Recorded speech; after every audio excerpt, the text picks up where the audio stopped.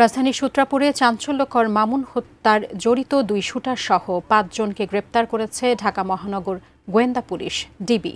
এ নিয়ে বেলা ১২টা নাগাদ সংবাদ সম্মেলন অনুষ্ঠিত হবে। সেখানে আছেন আমাদের সহকর্মী সাব্বির আহমেদ। তার কাছ থেকে জানতে চাই গ্রেপ্তার আসামি কারা এবং তাদের কাছ থেকে কোনো অস্ত্র উদ্ধার হয়েছে কিনা। সাব্বির, নিশ্চয়ই শুনতে পাচ্ছেন আমাকে। এর আগের খবরে আপনার সঙ্গে যুক্ত হয়েছিলাম, আপনি তো আছেন ডিবি অফিসের সামনে, সেখান থেকে আমাদেরকে বিস্তারিত জানাচ্ছিলেন। এই মুহূর্তে আর নতুন কোনো তথ্য আছে কিনা?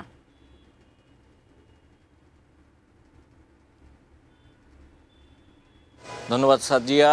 আপনি জানেন যে গেল সোমবার দিনে দুপুরে রাজধানীর পুরনো ঢাকার সূত্রাপুর এলাকায় অর্থাৎ আদালত প্রাঙ্গণে গুলি করে ফিল্ম স্টাইলে হত্যা করা হয় তারেক সাইফ মামুন নামে এক ব্যক্তিকে, যিনি প্রায় ২০ বছরের বেশি জেল খেটে তারপর ২০২৩ সালে জামিনে মুক্তি পেয়ে বাইরে বেরিয়ে আসেন এবং তারপর তিনি মূলত সবার কাছে পরিচিত ছিলেন আলোচিত বাংলাদেশের যে তালিকাভুক্ত শীর্ষ সন্ত্রাসী সানজিদুল ইসলাম ইমন ওরফে ক্যাপ্টেন ইমন নামে যিনি পরিচিত, সেই ইমনের ঘনিষ্ঠ বন্ধু হিসেবে তিনি পরিচিত ছিলেন এই তারেক সাইফ মামুন। এবং একসময় তাদেরকে বলা হতো ইমন মামুন গ্রুপ বা ইমন মামুন বাহিনী নামে তারা আসলে পরিচিত ছিলেন। সেই মামুনকেই সোমবার দিনে দুপুরে আসলে গুলি করে হত্যা করা হয় এবং এই হত্যার পর মূলত যাদের নাম উঠে আসছিল বা হত্যার পর যারা আলোচনায় ছিলেন তাদেরকেই গতকালকে রাতভর দিনভর অভিযান চালিয়ে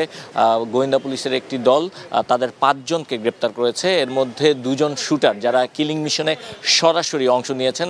আপনি নিশ্চয়ই দেখেছেন যে সেই সিসিটিভি ফুটেজটি, সেই সিসিটিভি ফুটেজে যারা সরাসরি কিলিং মিশনে অংশ নিয়েছেন এমন ২ জন, যার মধ্যে একজনের নাম রবিন এবং আরেকজনের নাম ফারুক ওরফে কুত্তা ফারুক নামে তিনি আসলে মানুষের কাছে পরিচিত। আন্ডারওয়ার্ল্ডে বা অপরাধ জগতে তিনি এই নামটিতে পরিচিত এবং বাকি আরও ৩ জনকে গ্রেপ্তার করা হয়েছে। এবং গোয়েন্দা পুলিশের একটি সূত্র যেটি আমাদেরকে জানিয়েছে যে এই ঘটনার সঙ্গে যেই ২টি আগ্নেয়াস্ত্র যেগুলো এই হত্যাকাণ্ডে ব্যবহৃত হয়েছে সেই ২টি আগ্নেয়াস্ত্র এবং ৬ রাউন্ড গুলিও উদ্ধার করা হয়েছে এবং তাদেরকে সীমান্তবর্তী একটি এলাকা থেকে গ্রেপ্তার করা হয়েছে।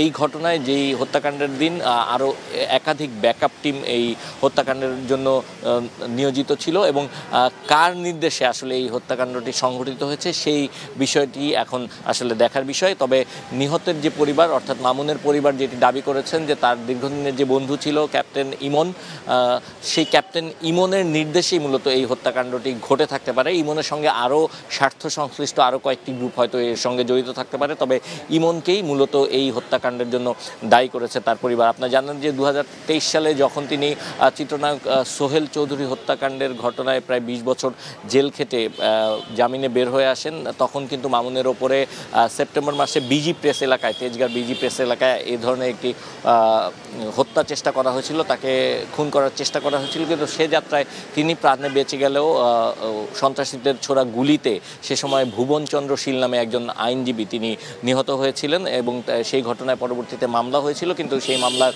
পর যে আসামিরা গ্রেপ্তার হয়েছিলেন সেই আসামিরাও জামিনে বের হয়ে যান। তারপর থেকে সেই মামলা নিয়ে আসলে ভুবনচন্দ্র শীলের পরিবার তেমন কোনো আগ্রহ দেখাননি, কারণ তারা যেটি বলছিলেন যে আসামিদের গ্রেপ্তার পরও তারা জামিনে বের হয়ে গেছেন, এই কারণে তারাও নিরাপত্তাহীনতায় ভুগছিলেন, তারা নিরাপত্তা শঙ্কায় ভুগছিলেন।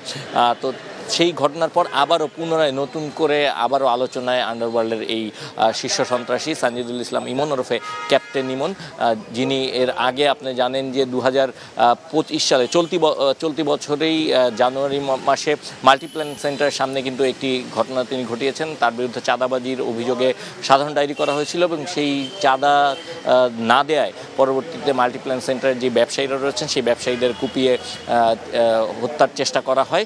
সেই ঘটনায় কিন্তু তাকে প্রধান আসামি করে মামলা দায়ের করা হয়েছিল। সেই ঘটনার পরে অনেক আসামিকেই গ্রেপ্তার করা হয়েছিল, কিন্তু তিনি কিন্তু ধরাছোঁয়ার বাইরে ছিলেন এবং তিনি এখনও ধরাছোঁয়ার বাইরে রয়েছেন। তো এই মামুন হত্যাকাণ্ডের পর আবারও পুনরায় আলোচনায় এসেছেন ইমন এবং এই হত্যাকাণ্ডে আসলে তিনি নির্দেশ দিয়েছেন না কি আরও অন্য কোনো ঘটনা রয়েছে সে বিষয়ে বিস্তারিত জানা যাবে কিছুক্ষণের মধ্যে, অর্থাৎ 12টা নাগাদ সংবাদ সম্মেলনের মাধ্যমে গোয়েন্দা পুলিশের যিনি অতিরিক্ত কমিশনার রয়েছেন শফিকুল ইসলাম, তিনি এই বিষয়ে আরও বিস্তারিত জানাবেন। আমরা সে সময় আপনাদেরকে আরও বিস্তারিত এই ব্যাপারে জানতে পারবো।